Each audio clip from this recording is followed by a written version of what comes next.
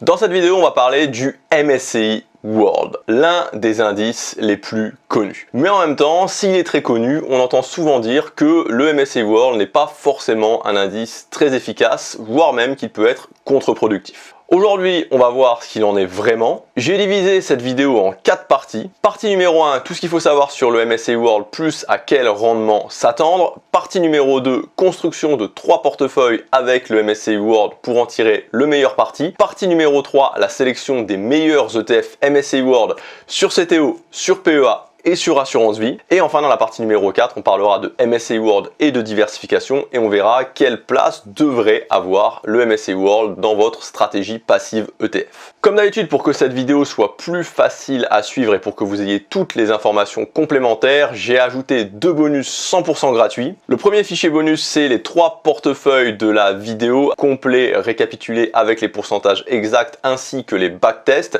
Vous pouvez le télécharger, c'est le premier lien dans la description. Et le deuxième fichier bonus, c'est tout simplement le tableau récapitulatif de la sélection des meilleurs ETF MSCI World sur PEA, CTO et assurance vie. C'est le deuxième lien dans la description pour le télécharger gratuitement.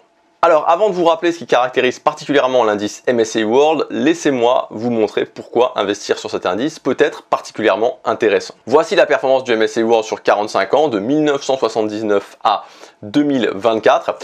Concrètement, cela donne un rendement annualisé de 10,35% sur cette période, qui peut être considéré comme un rendement historique dans la mesure où l'indice a été créé le 31 décembre 1969, il y a un peu plus de 54 ans. Donc, si en janvier 1979, vous aviez investi 12 000 € sur le MSCI World, en 2024, vous auriez un capital final de plus d'1 million €. 1 9 105 € exactement, sans versement complémentaire et surtout sans rien faire. Avec, comme vous pouvez le constater, 99% du capital final composé des intérêts perçus.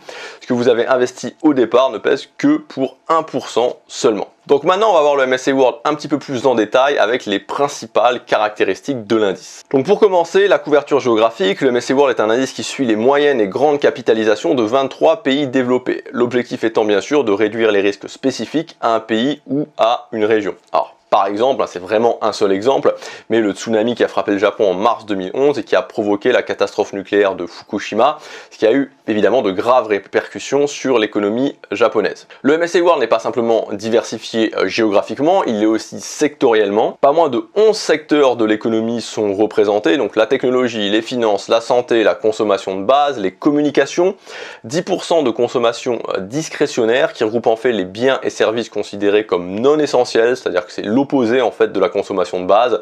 Ce sont entre autres les médias et le divertissement, le tourisme, les loisirs, bref toutes les dépenses qui passent à la trappe en premier quand il faut faire des économies. Il y a aussi le secteur de l'énergie, les services publics et même un peu d'immobilier.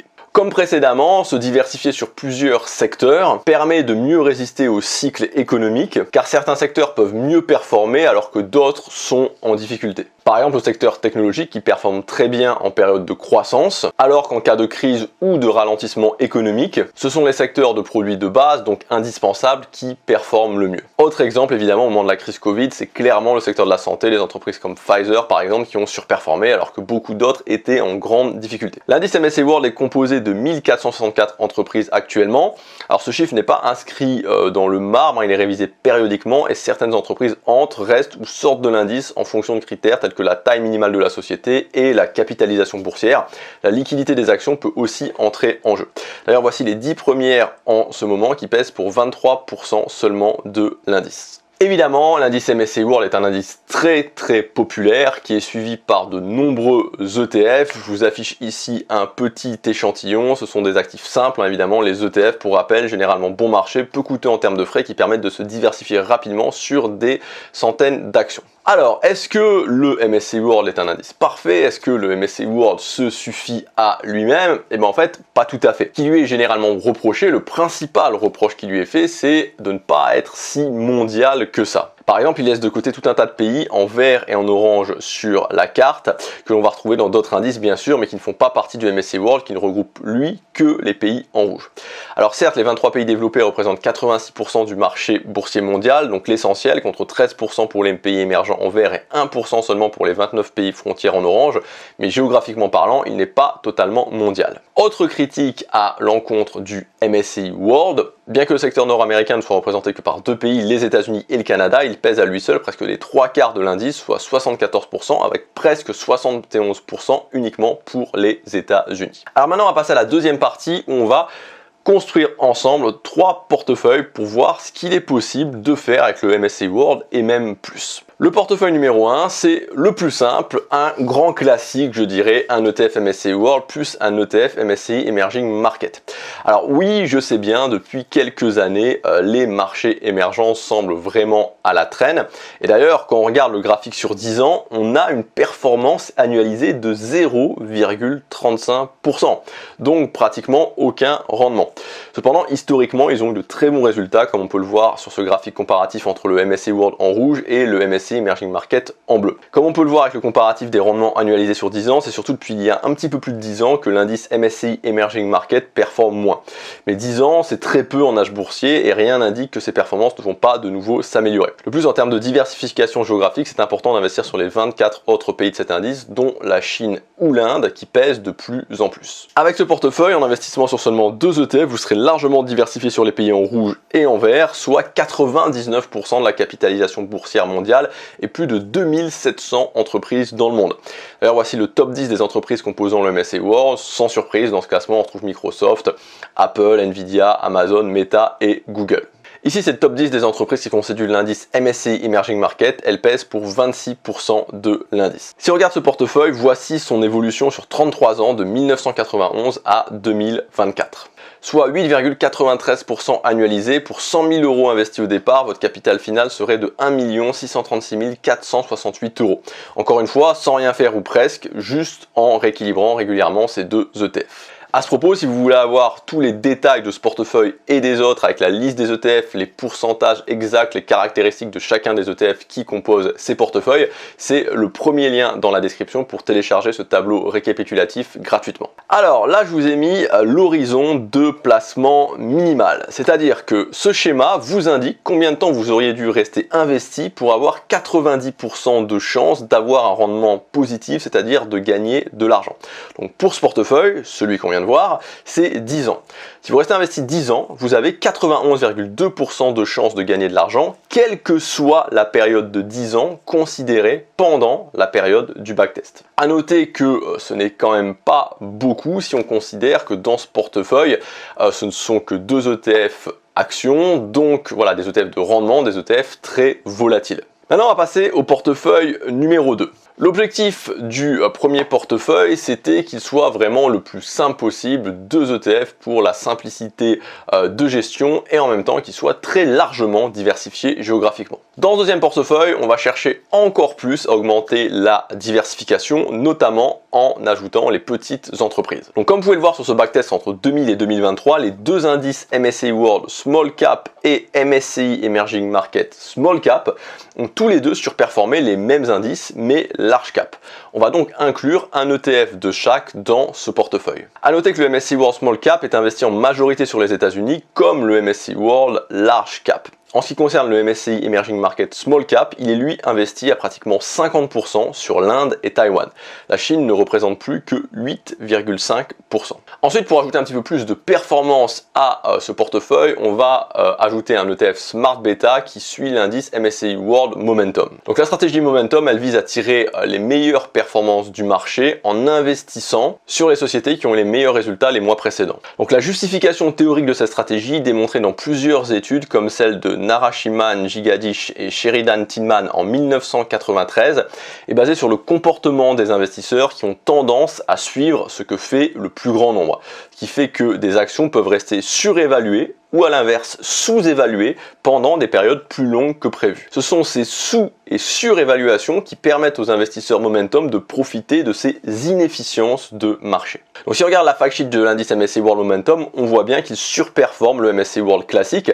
Donc sur une période de 30 ans, l'indice Momentum affiche une performance supérieure de 3% annualisée. Et pour vous montrer que 3% annualisé, c'est énorme sur 30 ans, je vous propose une petite simulation pour l'illustrer. Dans les deux cas, 50 000 euros investis au départ, sur 30 ans donc, avec 8,32% de taux d'intérêt, vous obtenez 549 831 euros.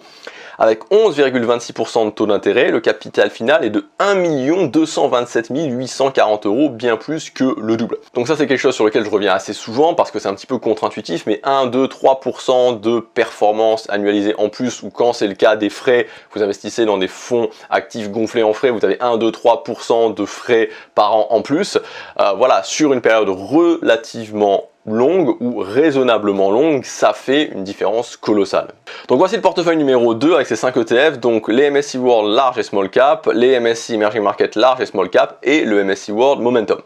Maintenant, si on compare les deux portefeuilles, 1 et 2, on a ça. Le portefeuille 2, tout en étant beaucoup plus diversifié, affiche une meilleure performance. Alors l'écart de performance n'est pas énorme, même si le gain est de près de 37 000 € en plus sur la période, mais ici l'idée était d'avoir un portefeuille à la fois simple à gérer, 5 ETF seulement, et en même temps très diversifié pour qu'il soit résilient quoi qu'il arrive. Évidemment, à la place de l'ETF Momentum, j'aurais pu choisir un ETF MSCI World Information Technology par exemple. Ça aurait beaucoup plus boosté la performance, mais ici j'ai fait le choix de ne pas augmenter la représentation du secteur technologique qui est déjà bien représenté. Donc pour ce portefeuille, au niveau de l'horizon de placement minimal, on voit donc que ce portefeuille numéro 2, en restant investi 10 ans, quelle que soit la période de 10 ans contenue dans le backtest, vous avez 100% de chance de ne pas perdre d'argent.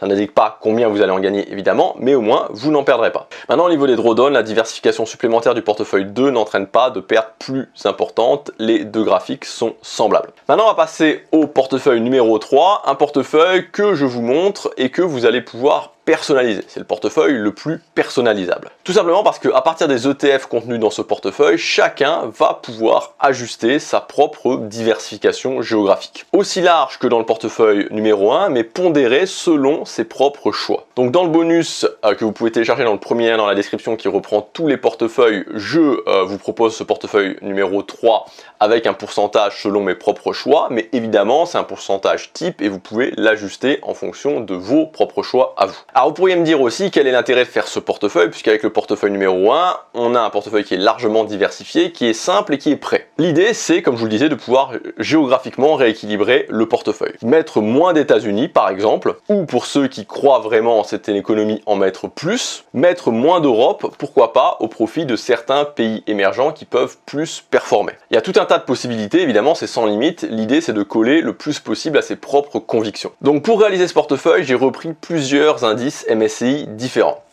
Pour recomposer le MSCI World, j'ai pris le MSCI USA qui est à 100% sur les États-Unis, le MSCI Canada lui aussi à 100% mais sur le Canada, et le stock Europe 600 pour l'Europe. Pour recomposer le MSCI Emerging Market, j'ai pris le MSCI Asia Pacific ex Japon qui reprend donc l'essentiel des pays du MSCI Emerging Market excepté le Brésil et bien sûr aussi le Japon, et c'est pourquoi j'ai aussi ajouté un indice sur le Japon, le MSCI Japan. Encore une fois, pourquoi enlever le Japon pour le mettre avec un autre indice? Tout simplement parce qu'on peut le pondérer suivant ses propres choix. Une fois que vous avez choisi vos ETF, il suffit de recomposer le portefeuille numéro 1, mais en le pondérant géographiquement selon vos propres choix. Là, vous avez l'évolution du portefeuille numéro 3, le portefeuille personnalisé que j'ai réalisé moi, comparé à celle du portefeuille numéro 1. On voit clairement que la repondération des zones amène plus de performance. Personnellement, j'ai choisi de diminuer le pourcentage des États-Unis et de garder plus ou moins le même pourcentage d'Europe. J'ai augmenté ceux du Japon et du Canada, également celui de l'Asie-Pacifique, mais très légèrement. L'objectif étant d'avoir une meilleure répartition géographique, même si les États-Unis restent prépondérants. Encore une fois, dans le bonus 1, vous retrouverez l'intégralité de tous les portefeuilles, et notamment de ce portefeuille avec les pourcentages exacts,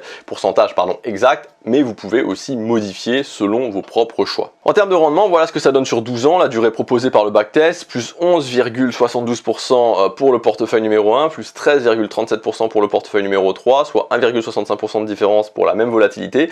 D'ailleurs, le ratio risque-performance est meilleur sur le portefeuille numéro 3. En ce qui concerne le drawdown, il est légèrement meilleur également pour le portefeuille numéro 3, sauf en 2020 où il n'y a pas eu de différence. On va passer maintenant à la partie numéro 3 de cette vidéo, la sélection des meilleurs ETF MSCI World suivant les différents supports. Donc c'est pas forcément facile de choisir au sein d'un support, soit le CTO, le PEA et l'assurance vie, les meilleurs ETF, ceux qui vous conviennent le mieux. Donc dans ce cas-là pour le MSCI World, c'est pour ça que j'ai décidé de faire cette partie. Donc Le tableau avec la sélection des meilleurs ETF, vous pouvez le télécharger en complet dans le lien numéro 2 dans la description. C'est gratuit, donc cette sélection qui comprend les 10 meilleurs ETF MSCI World, j'ai représenté donc sous la forme d'un grand tableau synthétique pour plus de clarté visuelle et aussi pour que tous ceux qui le liront trouvent rapidement les informations qu'ils recherchent, puisque chacun des critères, pour chaque critère que je vais vous exposer maintenant, dans le tableau, les 3 meilleurs ETF de chaque critère sont sélectionnés en vert. Donc en fait, vous avez vraiment une lecture facile. Vous pouvez voir chaque critère, quels sont les meilleurs ETF, et selon les critères qui vous conviennent le mieux, faire votre choix le plus facilement. Donc maintenant, on va voir les différents critères que j'ai pris en compte pour sélectionner ces meilleurs ETF. Donc le critère numéro 1, c'est l'encours le plus important. Donc voilà, je vous rappelle, c'est quand même un basique, mais je vous le rappelle, qu'un encours sous gestion élevé signifie qu'un grand nombre de personnes investissent sur cet ETF. Et donc, ça inclut une meilleure liquidité, les achats-ventes se font beaucoup plus rapidement, plus de pérennité, l'ETF a beaucoup moins de chances d'être fermé, pas toujours mais souvent, moins de frais car le gestionnaire peut se rémunérer autrement que sur les frais de gestion. Donc l'encours sous gestion fait évidemment partie des critères essentiels à regarder. Ensuite, critère numéro 2, c'est évidemment les frais. Alors évidemment, choisir les frais les plus faibles, pas besoin d'une longue explication, moins de frais égale plus de performance. Ce qui ne va pas dans la poche du gestionnaire va dans la vôtre. Le troisième critère, c'est la valeur liquidative. Donc le prix de la part est ce qu'on appelle la valeur liquidative. L'intérêt d'avoir des ETF peu chers, c'est de pouvoir très facilement appliquer sa stratégie, faire ses rééquilibrages. C'est beaucoup plus simple pour faire du DCA. Critère numéro 4, le meilleur rapport rendement-risque. Un de ces rapports est le Sharpe Ratio. Il va vous permettre de comparer les ETF entre eux. Par exemple, 2 ETF peuvent avoir la même performance, mais celui qui aura le risque le plus faible sera considéré comme le plus performant selon cet indicateur. Et enfin, critère numéro 5, c'est la disponibilité sur Euronext Paris. Donc, quels sont parmi les 10 ETF présentés dans le tableau ceux qui sont cotés sur Euronext Paris? Tout simplement parce que les frais de transaction sont moins chers en général sur Euronext Paris chez la plupart des courtiers. Donc, quels sont les meilleurs ETF éligibles au PEA? Donc, soyons clairs, il n'y a que 3 ETF MSCI World éligibles au PEA et capitalisant, c'est déjà très peu. Donc dans ce tableau, en plus du classement en fonction des 5 critères, j'ai indiqué où vous pouvez trouver ces ETF. J'ai sélectionné 4 courtiers, Bourse Direct, Scalable, Boursorama, Trade Republic. Pour les ETF MSCI World sur Assurance Vie, j'ai sélectionné 3 assurances vie, Bourso-Vie, Linksea Vie et Linksea Avenir 2. Voilà, je ne vais pas rentrer plus dans les détails dans cette vidéo pour pas que la vidéo soit trop longue, voire trop soporifique, mais vous pouvez trouver l'intégralité de ce que je viens de vous dire, donc les meilleurs ETF sur les supports avec les critères et voir ça en un coup d'œil dans le tableau. C'est téléchargeable gratuitement dans le deuxième lien dans la description. Et enfin maintenant on va passer à la quatrième et dernière partie, MSCI World et diversification. Est-ce que investir uniquement sur le MSCI World est suffisamment diversifié? Et évidemment, si vous avez écouté cette vidéo, vous avez compris que non. Donc encore une fois, le minimum du minimum, ça serait le portefeuille numéro 1 pour ne pas être surreprésenté uniquement au niveau des États-Unis et laisser les pays émergents, une partie importante des pays du monde qui risquent en plus de continuer à bien performer, qui risquent de continuer à bien se développer. Mais en plus, il n'y a pas que ça, puisque ici on parle simplement de la partie rendement de votre portefeuille. Or, vous le savez, si vous regardez régulièrement mes vidéos, votre stratégie, elle doit tenir compte de votre horizon de placement et de votre tolérance au risque. Sachant évidemment que les deux peuvent évoluer. Votre portefeuille doit en tenir compte et évoluer en même temps. Il est donc impératif que votre portefeuille contienne une partie sécuritaire. Je vous rappelle les principes de base d'une partie sécuritaire qui est malheureusement trop souvent ignorée par les investisseurs, notamment les investisseurs débutants qui la trouvent ennuyeuse, voire trop compliquée à mettre en place. La partie sécuritaire sert à réduire la volatilité globale de votre portefeuille car ce sont des actifs plus stables que les actions. Et aussi, ils sont souvent décorrélés des actions, ce qui fait que dans les périodes de crise, vous n'avez pas tous vos actifs qui s'effondrent en même temps. Il y en a même qui prennent de la valeur quand les actions baissent. Conséquence naturelle, réduction des pertes. Avec une volatilité réduite, les pertes sont moins importantes, vous dormez mieux la nuit et surtout quand vous avez un capital qui devient de plus en plus important. Voici un portefeuille type avec une allocation 70-20-10. 70% rendement, c'est des ETF actions par exemple, donc 20% sécuritaire, ça peut être des ETF obligataires, ETC, or, etc. 10% très sécuritaire, typiquement du fonds euro, ça rapporte pas grand chose, mais vous perdez pas de capital et donc vous avez une partie de votre capital qui est vraiment extrêmement sécuritaire. Donc si on reparle du MSCI World, évidemment il aurait toute sa place dans la partie 70% de rendement. Donc si je reprends le portefeuille numéro 1 en gardant la même répartition pour les ETF rendement, c'est-à-dire MSCI World et MSCI Emerging Market qui représentent 70% du total, mon ETF MSCI World pèsera 59,5%. Maintenant si je reprends le portefeuille numéro 2, plus complet, ça donne ça, le MSCI World pèse pour 49%. Bien entendu, c'est qu'un exemple, vous pouvez tout à fait adopter une autre répartition que 70-20-10. Ici, c'était juste pour vous illustrer qu'un ETF MSCI World ne peut pas représenter l'ensemble de votre stratégie. Voilà pour cette vidéo. Écoutez, j'espère qu'elle vous aura apporté de la valeur, j'espère qu'elle vous aura aidé, j'espère qu'elle vous aura fait découvrir des choses. Et je vous rappelle encore une fois que vous pouvez accéder gratuitement aux 2 bonus de la vidéo. Donc le premier bonus, les 3 portefeuilles avec le tableau de tous les ETF, les backtests et le pourcentage exact pour chaque portefeuille, premier lien dans la description. Et le tableau des 10 meilleurs ETF MSCI World avec la sélection des 5 critères plus où est-ce que vous pouvez les retrouver pour chaque ETF. C'est le 2e lien dans la description. Je vous laisse là-dessus, je vous dis à très bientôt pour la prochaine vidéo. Salut!